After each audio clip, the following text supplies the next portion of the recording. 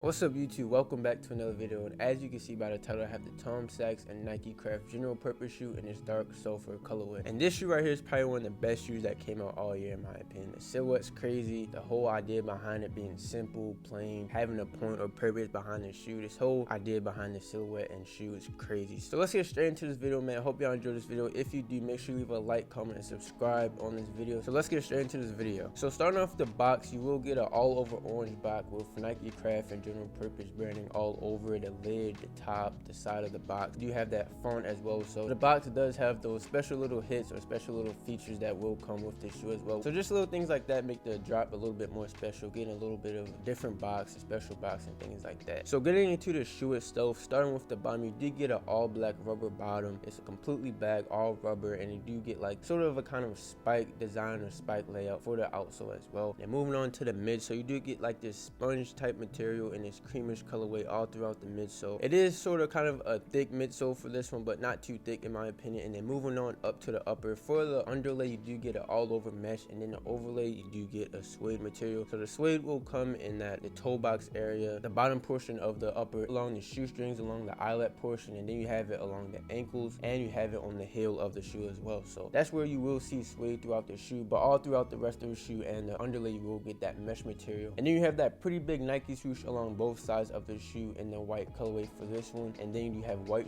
shoestrings as well, and then you will have that creamish colorway for the tongue in that mesh material as well, along with the laces. Then you have that Nike branding on the top of the tongue, and then you have the two pull tabs in that orange color as well. And then as far as the inside, you have that yellow cushioning also in the Nikecraft and general purpose branding, and then you do have some extra support along the ankles as well. But we'll also get into the sizing and the fitting, because it is some interesting details about the way the shoes fit and how it is made. So like I was saying, the whole idea behind the shoe being boring or simple, I think it's made to perfection. I think even though it's made to be boring and simple, I think this silhouette is so tough in my opinion. I don't know why I think it's so tough. The whole silhouette is just made to perfection. A nice overall shoe, and I haven't been hyped about a shoe like this in a while, so I'm so glad I got my hands on these. If you go off this shoe as well, I think you'll definitely enjoy this one if you do get your hands on these. So as far as the release date, it is September 29th, and the retail will be $110. As far as the resale prices are actually very low right now. I've seen prices in between 100s and 200. So if you do miss the regular drop, as far as right now, the resale won't be too crazy, so it's definitely a great time to get them now or right after drop if you do want to get these, if you do miss the regular drop or the regular release. Now as far as the sizing is very interesting for this shoe. From what I've experienced and what I've heard, it's definitely recommended to go down half a size if you do have a narrow or regular foot. As far as a wider foot, you may be good if you stick to your true size. So definitely if you have a narrow or regular foot, definitely go down a half a size. I wear a size 12 and I went down to 11 and a half, and it definitely fits great. The reason you go down a half a size on these is because around the ankle portion, or the way the shoe is made, it's a thin shoe, it's a thin layer on the whole upper of the shoe. So once you get around the ankle portion of the shoe, you will have a lot of space in between the shoe and your ankle. So going down half a size will help with not having as much space and have a better fit. So like I said, I'm a 12 and I went down a half a size, but also the shoe does release in women's sizing. So I went for 11 and a half in this one. So to convert that into the women's size, I had to get a size 13. So whatever size you're going for, since it is women's, make sure you convert that to the women's sizing. For me, like I said, I went for 11 and a half, but since it's women's size, I went for a 13. So that's 3 sizes up from your regular size that you do plan on getting. So make sure you keep that in mind. Hopefully I explained that correctly. So once again, I got 11 and a half, but since it's women's sizes, I got a size 13.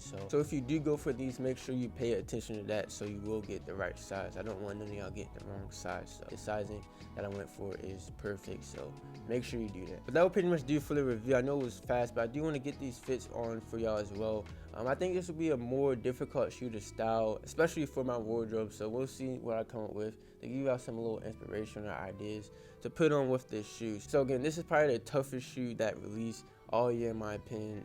Definitely a great shoe to pick up. So if you go for these, just remember all the details, all the sizing information, the retail, the resale, just remember all that. Keep that all in mind for this shoe.